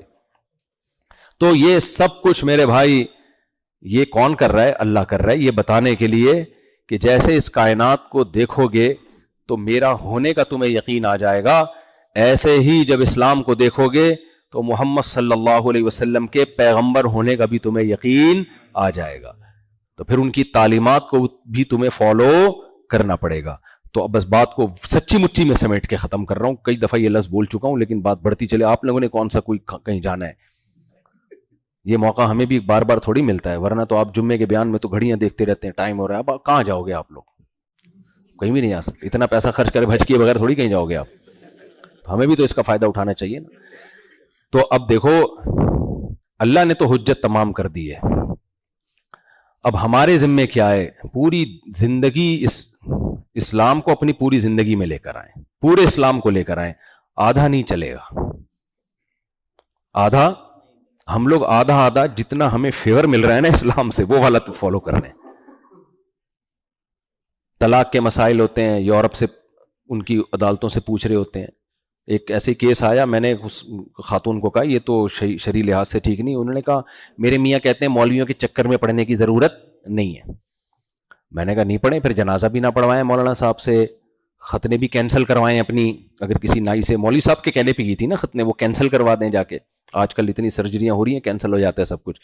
تو اور پھر جو ہے وہ, پھر میں نے کہا پھر یہ نکاح کرنے کی ضرورت کیا ہے ان کو آپ سے, تو یہ تو مذہب کی تعلیمات ہیں, نکاح کے بغیر نہ جاؤ, تو یہ تکلف کی ضرورت ہی کیا ہے؟ تو پیڑے کھانے والا اسلام نہیں چاہیے بھائی اللہ کو. اللہ کو چاہیے ادخلوا فی السلم کافہ, پورے داخل ہو جاؤ اسلام کے اندر. ہمارا اسلام پیڑے جیسے مرد کو 4 شادیوں والا سمجھ میں آ رہا ہے, عدل والا سمجھ میں نہیں آ رہا. میرا بیان سنتے ہیں نا جب ٹین ایجر لڑکے, تو ابا کو جا کے کہتے ہیں مفتی صاحب نے کہا جلدی شادی کرو, تو اس سلسلے میں حاضر ہوں ابو آپ کے پاس, میں آپ کے پاس اس سلسلے میں حاضر ہوں. تو میں ان سے کہتا ہوں کہ آپ نے پورا بیان نہیں سنا. میں نے یہ کہا ہے جلدی شادی کرو, پورا بیان یہ کہ اپنے خرچے پہ. ابا پابند نہیں ہے, ابا نے پال پوس کے بڑا کر دیا, بہو کا خرچہ آپ کے ابا پہ نہیں ہے, یہ والا آپ نے سنا ہی نہیں ہے. تو آدھا سنو گے آدھا اسلام تو پھر کباڑا کرے گا میرے بھائی, یہ تو نقصان پہنچائے گا. تو عورتیں ہماری کیا کر رہی ہیں, پردہ نہیں کر رہی, حج بھی کر لیتی ہیں, عمرہ بھی کر لیتی ہیں, اچھی بات ہے, اس کا اپنا ثواب ہے, بہت بڑی برکت ہے, حج اسلام کا رکن ہے, بار بار اللہ توفیق دے. حج زیادہ کرنے میں کوئی حرج نہیں ہے. کچھ لوگ کہتے ہیں نہیں یہ ایک دفعہ ہو گیا کافی ہے, باقی پیسے غریبوں کو صدقہ کر دو. بھائی وہ بھی کرو, وہ ایک الگ عبادت ہے. اگر اللہ اپنے گھر کی زیارت کی توفیق دے رہا ہے وہ ایک الگ عبادت ہے. حضرت حسن نے 20 حج کیے ہیں, اور پیدل. کوفہ سے آیا کرتے تھے بیت اللہ اور پیدل حج کرتے تھے. پیدل حج کی زیادہ فضیلت ہے بشرطے کے جسم میں طاقت ہو. طاقت نہیں ہے تو پھر وہ کام نہیں کرنا چاہیے جو اپنی طاقت سے بڑھ کر ہو. وہ تو پیدل آیا کرتے تھے اور ہر سال, تو ان کو تو کسی نے نہیں کہا. کوئی کہتا یہ صدقہ کر دیں تو صدقہ بھی کر رہے ہوتے تھے. تو سارے کام کرنے چاہیے. حج بہت بڑی عبادت ہے, چھوٹی عبادت نہیں ہے, کیونکہ یہ بالکل یونیک ہے, یہ عام عبادتوں سے بالکل ہٹ کے ہے. یہ دیوانوں والی محبت کے بغیر ہو نہیں سکتا. نماز تو ایک اور پرسنالٹی, آپ خوشبو لگا کے صاف ستھرے ہو کے آتے ہیں نا, وہ تو اور صاف ستھرا کرتی ہے آپ کو, اور اس میں تو جائز بھی نہیں ہے. کچا پیاز بھی کھایا ہو تو مسجد میں گھسنے پر اللہ نے پابندی لگا دی ہے, اتنی اسمیل بھی برداشت نہیں ہے. حج بالکل ایک کیا ہے, ڈفرینٹ ہے. دیوانہ گھومو بیت اللہ کے گرد, جیسے امرؤ القیس کہتا تھا امر من الدیار دیار لیلا وقبل ذا الجدار وذا الجدار وما حب الدیار شغفن قلبی ولکن حب من سکن الدیار. وہ کہتا تھا بھائی میں لیلا کے در و دیوار میں گلیوں میں چکر لگاتا ہوں اور دیواروں کو چومتا ہوں, لوگوں اتنا بے وقوف نہیں ہو کہ دیواروں سے محبت ہو گئی ہے مجھے, اصل میں ان دیواروں میں میرا محبوب رہتا ہے. تو ہمیں بیت اللہ کی دیواروں سے دیوار ہونے کی بیس پہ محبت نہیں ہے. ان دیواروں کی نسبت اللہ نے کس کی طرف کر دی ہے, اپنی. اللہ نے کہہ دیا میرا گھر بس کافی ہے ہمارے لیے. ہے تو وہ مٹی کا, بھائی مٹی کا گھر ہے. اللہ اگر یہ کہتا ہے کہ میرا نہیں ہے تو ہمارے لیے ایک یادگار عمارت ہوتی, بس ایک عجائب گھر میں دیکھ کے ٹکٹ لگا لیتے, یار ایک پرانی عمارت ہے, بس اس سے زیادہ کوئی حیثیت. لیکن اللہ نے کیا کہہ دیا, بیت اللہ, یہ کس کا گھر ہے, اللہ کا گھر ہے. تو بس اللہ نے کہہ دیا.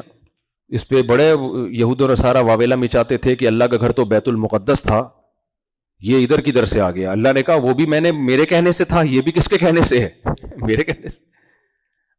تو لیس البر ان تولوا وجوہکم قبل المشرق والمغرب, اللہ کہتے ہیں ادھر منہ کر کے نماز پڑھو, ادھر منہ کر کے نماز پڑھو, یہ کچھ بھی نہیں ہوتا. نیکی یہ ہے کہ میرے احکام کو فالو کرو.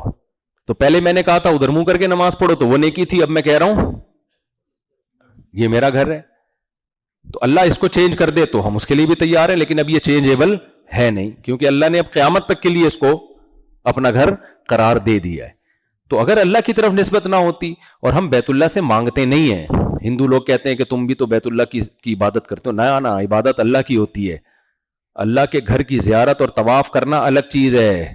مانگا کس سے جاتا ہے, اللہ سے. بیت اللہ پتھر ہے, وہ نہ نفع پہنچا سکتا ہے اور نہ نقصان. وہ خدا بھگوان گاڈ نہیں ہے. اللہ خدا آسمانوں میں ہے, ہم اسی کی عبادت کرتے ہیں.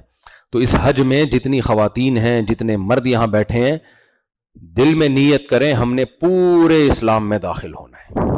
عرفات کا دن تو خاص طور پہ توبہ کا دن ہے. اللہ سے مانگ, سب سے زیادہ دعائیں عرفات میں قبول ہوتی ہیں, سب سے زیادہ دعائیں. تو اس میں اپنے لیے سب سے زیادہ دعا کیا مانگنی ہے, اللہ مجھے دین پہ کی چلنے پہ توفیق دے دے. اور دیکھو ہر دور کا نا ایک فتنہ ہوتا ہے. ہمیں پیغمبروں کی تعلیمات سے پتہ چلتا ہے کہ ہر قوم میں ایک خاص نوعیت کا گناہ زیادہ تھا, تو پیغمبروں نے اس گناہ کو زیادہ فوکس کیا ہے. لوط علیہ السلام کی قوم میں گناہ آ گیا تھا لڑکوں سے بدفعلی, جو دوسرے کافروں میں بھی نہیں تھا, تو حضرت لوط علیہ السلام نے زیادہ فوکس کس کو کیا؟ اسی گناہ کو. شعیب علیہ السلام کی قوم میں جو بڑا گناہ آ گیا تھا قوم میں, ناپ تول میں کمی, ٹھگتے تھے کسٹمر کو, جھوٹ بولتے تھے, 2 نمبریاں کر کے مال بیچتے تھے. تو شعیب علیہ السلام نے زیادہ فوکس کس کو کیا ہے؟ اسی کو کیا. تو آج جو گناہ ہے نا, وہ سب سے زیادہ جو ہماری مسلم خواتین میں کامن ہے وہ بے پردگی, بے حیائی. بھائی اللہ نے حکم دیا ہے عورت کو کہ وہ اپنی زینت اپنے باپ, اپنے شوہر, اپنے بھائی اور جو محرم رشتے ہیں ان کے علاوہ کسی اور کے سامنے ظاہر بولو نہیں کر سکتی. تو اگر آپ چاہتی ہو کہ آپ اللہ کو خوش کرو تو بھائی پردہ کر لو, آپ اللہ کے کہنے پہ کر لو. اور یہ زندگی ہمیشہ کے لیے نہیں ہے, کل بوڑھی ہو جاؤ گی تو کون دیکھے گا پھر؟ ابھی جوانی ہے, اٹریکشن ہے, اس میں پردہ کرنے کا ثواب ملے گا.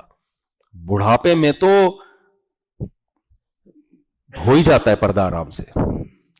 کوشش ہوتی ہے جو بے پردہ عورتیں ان کو بڑھاپے میں بھی ہم اٹریکٹیو نظر آئیں, لیکن بھائی ہر شخص, مرد بھی بوڑھا ہوتا ہے, عورت بھی بوڑھی ہوتی ہے, یہ ہو نہیں سکتا. اب تک کوئی ایسی دوا ایجاد نہیں ہوئی ہے کہ آپ کے بڑھاپے کو ڈیلے تو کیا جا سکتا ہے. 10 سال بعد بوڑھا ہونا تھا تو آپ 15 سال بعد بوڑھے ہو جائیں گے اب, لیکن یہ نہیں ہو سکتا بھائی کہ ہو ہی نہ. تو جوانی میں اپنی نظر کی حفاظت کر لی, زنا سے بچ گئے, برائیوں سے بچ گئے, شراب کباب سے بچ گئے, بڑھاپا اچھا گزرے گا. عورت نے جوانی میں پردہ کر لیا, بڑھاپا اچھا گزرے گا. لیکن ابھی نہیں کیا تو چھوٹ تو جائیں گی یہ سب چیزیں. جب زبردستی چھڑوائی جاتی ہیں تو ثواب نہیں ملتا اس پہ. ثواب جیسے ایک بڑھیا تھی, وہ اشرفیہ لے کے جا رہی تھی, ایک چور نے چھین کے بھاگ گیا. بڑھیا بیچاری بھاگ رہی ہے, پیچھے سانس, آخری دم تک کوشش کی چھڑوا لوں, جب نا امید ہو گئی, چل تجھے صدقہ کیا میں نے, ٹھیک ہے نا وہ جو میں نے منت مانی ہوئی تھی اس کی میں نے نیت, تو ثواب ملے گا؟ کچھ بھی نہیں ملے گا ثواب. اب تو گئی ہاتھ سے بھائی.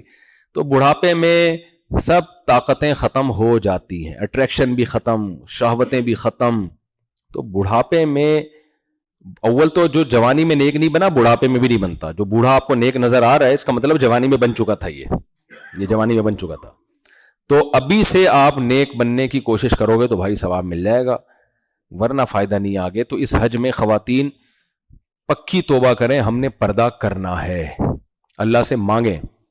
دوسری بات, عورت کے لیے جو اس زمانے میں جو مغربی میڈیا نے جو سب سے بڑی تباہی مچائی ہے نا, اور اب تو ہمارے دیسی لبرل, یہ دیسی لبرل کا لفظ یاد رکھیں, یہ زیادہ خطرناک ہوتے ہیں سچی مچی کے لبرل سے, کیونکہ یہ ان سے آگے 2 ہاتھ آگے جانے کی کوشش کرتے ہیں.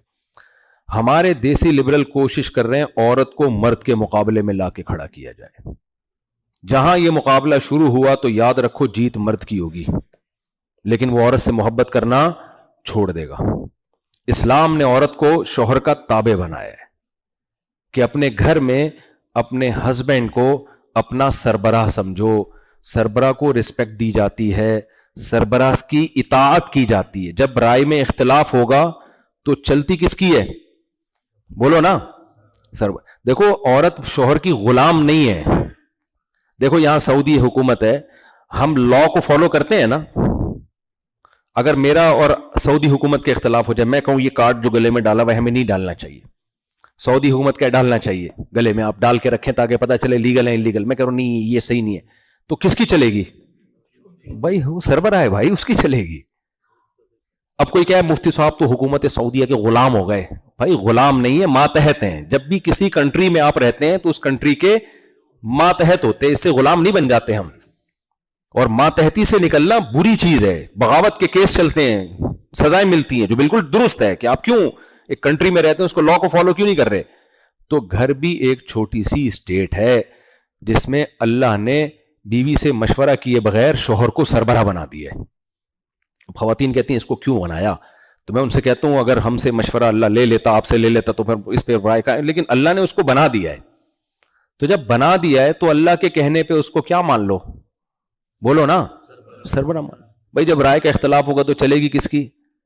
سربراہ کی. بچے باغی ہو رہے ہیں, باپ کے خلاف مت ورغلاؤ, بچوں کو بولو بیٹا میری اور ابا کی رائے میں اختلاف ہوگا تو میں بھی شریعت میں پابند ہوں کہ تمہارے باپ کی مان کے چلوں, تو تم نے بھی کس کی ماننی ہے؟ باپ کی. تو یہ اللہ نے پابند کیا ہے. اب میڈیا میں بہت زیادہ عورت کو باغی بنایا, جس سے طلاقیں ہو رہی ہیں, گھر تباہ ہو رہے ہیں, اور مرد کو اللہ نے پابند کیا اپنی نظر کی حفاظت کرو, تمہارے لیے زندگی میں جو آئی ہے یہ ہے تمہاری, باقی جتنی اڑوس پڑوس میں انٹی ہیں تمہارا ان سے کچھ لینا دینا نہیں ہے. ان کو ٹائم دو, ان کو وقت دو. دوستوں کے ساتھ گٹر کے ڈھکن پہ بیٹھے بیٹھے پوری راتیں گزار دینا, بیوی کے پاس آتے ہو تو موبائل میں لگ جاتے ہو, اس سے بات ہی نہیں کر رہے. ایک صاحب نے, موٹیویشنل اسپیکر ہیں, بڑی اچھی باتیں کرتے ہیں, لیکن صرف اچھی بات نہیں, آپ کو سوسائٹی کا پتا ہونا چاہیے. انہوں نے ایک کلپ ریکارڈ کروایا کہ دیکھیں آج کل خواتین گھر میں میلی کچیلی رہتی ہیں, اور مرد جب گھر میں آتے ہیں تو ان کی اٹریکشن ہی نہیں ہوتی بیوی کی طرف, باہر اتنی پھلجھڑیوں کو دیکھ رہا ہے. میں نے کہا یہ بندہ نیک آدمی معلوم ہوتا ہے, لیکن اس کو کلچر کا نہیں پتا, اس کو کلچر کا نہیں پتا. کلچر یہ ونس اپون اے ٹائم ایسا تھا, آج الٹا ہے. آج عورت کہتی ہے میرا شوہر مجھے لفٹ, میں اس کے لیے تیار بھی ہوتی تو مجھے لفٹ نہیں کراتا, اور وہ باہر بھنگن چمارا نہیں گھوم رہی ہوں گی نا, ادھر منہ مارتا رہے گا یہ جا کے. یہ الٹا معاملہ ہو گیا ہے اب. تو مردوں نے بیوی کو وقت دینا چھوڑ دیا, اس کے ساتھ گپ شپ لگانا, دل لگی کی باتیں کرنا, یہ چھوڑ دیا ہے آدمی نے. تو نبی کی سیرت ہمارے سامنے. حضرت عائشہ رضی اللہ تعالیٰ عنہ کہتی ہیں میں گلاس سے جہاں سے منہ لگا کے پانی پیتی تھی, نبی گھما کے اسی جگہ سے منہ لگا کے پانی پیتے تھے. تو یہ سب بیوی کے لیے محبتیں بھائی. گرل فرینڈ کا اسلام میں کوئی تصور نہیں ہے, تو آپ کو وفا بھی کرنی پڑے گی, آپ کو اس کا خرچہ اٹھانا پڑے گا. اور کتنا اٹھانا ہے نبی نے ہمیں بتا دیا. آپ اللہ کے سفیر ہیں نا نبی. اب جو نبی کہہ رہے ہیں خود تھوڑی کہہ رہے ہیں, کس کا پیغام پہنچا رہے ہیں؟ اللہ کا. آپ نے فرمایا جو خود کھاتے ہو وہی اس کو کھلاؤ. اس کا مطلب یہ نہیں کہ آپ کو بھنڈی پسند ہے تو بیوی کو بھی بھنڈی کھلائیں آپ. اس کا مطلب ہے جس اسٹینڈرڈ کی خوراک آپ کی ہے وہی اسٹینڈرڈ کس کا ہونا چاہیے؟ بولو, بیگم کا. جس اسٹینڈرڈ کا لباس آپ پہنتے ہو اسی اسٹینڈرڈ کا, بولو. آپ نے گل احمد کے کپڑے پہنے کبھی؟ بتائیں کس کوئی ہے جس نے گل احمد کے کپڑے پہنے ہو؟ اسٹینڈرڈ کیا ہے نا گل احمد کا. کوئی بھی نہیں جس نے گل احمد کے کپڑے پہنے. آپ نے گل احمد کے کپڑے پہنے؟ آپ نے پہنے گل احمد کے؟ آپ نے گل احمد کے کپڑے پہنے ہیں یا نہیں پہنے ہیں؟ تو جب پہنے تھے تو گل احمد نے کیا پہنا تھا پھر؟ مجھے یہ سوال کا جواب کوئی نہیں دیتا. اب آپ گل احمد کے کپڑے پہن کے گھوم رہے ہو, اس کو کس کے کپڑے پہنائے پھر آپ؟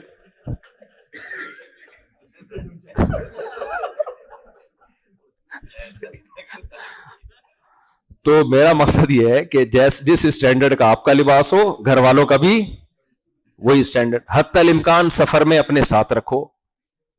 یہ نہیں ہے کہ جی اس کو یہاں چھوڑ دیا پاکستان میں یا انڈیا میں اور پوری دنیا میں گلچھڑے اڑا رہے ہو. اگر گنجائش ہے, نہیں ہے تو پھر ایک مجبوری ہے. تو لوگ تو جان چھڑا رہے ہوتے ہیں, اس کو یہیں رکھو, تھائی لینڈ چلتے ہیں, ٹھیک ہے نا, چائنا چلتے ہیں, ادھر چلتے ہیں, ادھر چلتے ہیں.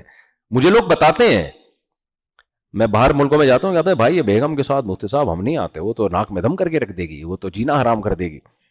تو اللہ نے صاحبہ کہا ہے اس کو, ساتھ رہنے والی. اگر گنجائش ہے, نہیں ہے تو پھر جاب میں آدمی ظاہر ہے, یہاں اقامہ فیس بھی ہے سعودی عرب میں, وہ پھر گنجائش نہیں ہے تو ایک الگ بات ہے. تو اللہ نے گرل فرینڈ کے, انٹیوں کے کوئی حقوق نہیں رکھے, بلکہ ان سے بدتمیزی سے بات کرنے کا حکم دیا. بدتمیزی سے میرا بد اخلاقی نہیں ہے, یعنی اگر وہ فری ہو رہی ہے تو آپ کو فری ہونے کی اجازت نہیں ہے.